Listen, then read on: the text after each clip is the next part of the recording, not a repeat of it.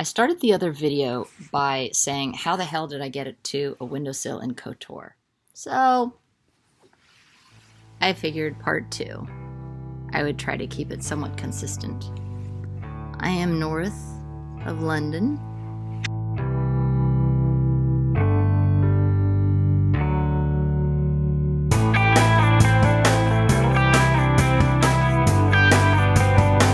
But it's all part of the same journey. When we want to make positive changes in our life, it's a matter of not being able to get enough momentum from an inspired perspective or feeling good. When we want to get closer to what we actually want and what actually feels right.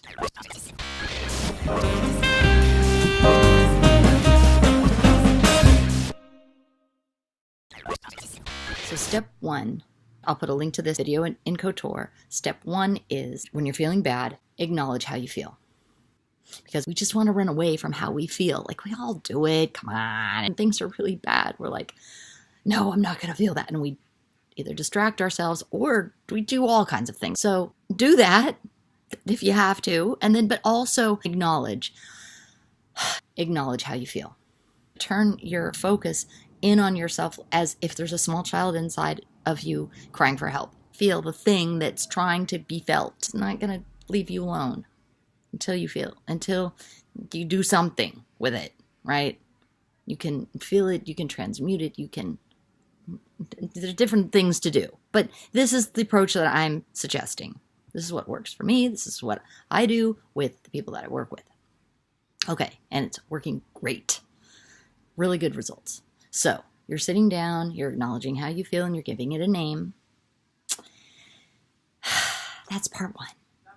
And then part 2 is validating, and you validate the hell out of it. I am right to feel this way. I'm right to feel this way. There's a real reason. You didn't make it up. There's nothing wrong with you. Not broken. That's someone else's story, so they could cope with their life. Nothing wrong with you. Nothing. Even if you're on all the medications, there's nothing wrong with you. You have a reason, and a good one, to feel the way you feel.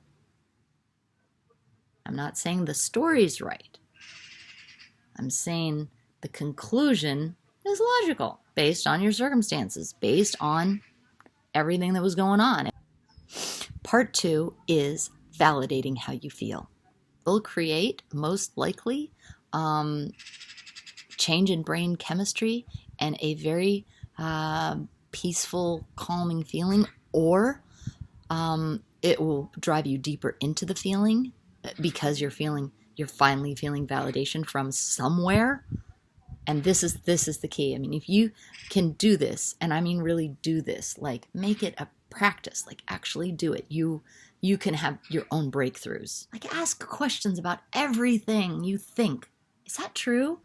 I'm a piece of shit. Really? Okay. This is going to be another video. Okay, I'm just going to say it. If you're feeling and you notice you feel bad and you can identify some kind of belief that's underneath it, that's like, yeah, I feel bad because nothing ever goes right. Okay, validate yourself. I have a right to feel this way. Things haven't really gone right a lot of the time. So validate, acknowledge how you feel, and validate that you have a right to feel the way you feel. You're going to feel relief. You are going to move into a different state of mind by doing those 2 things. I guarantee it. If you really do that, I guarantee it. There's no way around it.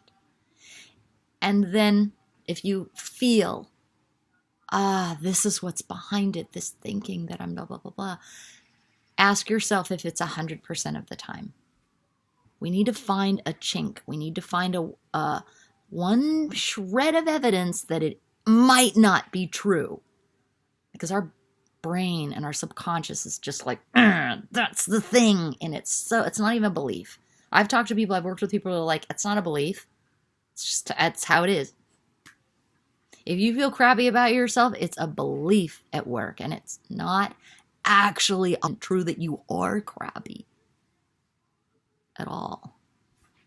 And a way to make a deal with yourself, cut a deal with yourself with our ego is to just be like, all right, okay, I'm crappy. I'm like 80% of the time. Give yourself a 20% break. And that's a chink. If there's any flaw in the system, that means that it's flawed completely. If there's a little tiny shred of a lie, that means the whole thing's a lie. But all you need is just the tiny, okay, 20%. Give yourself 80% to be shitty.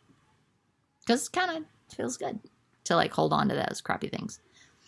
It does, otherwise we wouldn't. I'm signing off from Southgate, London. Let me know how it goes. Ciao for now.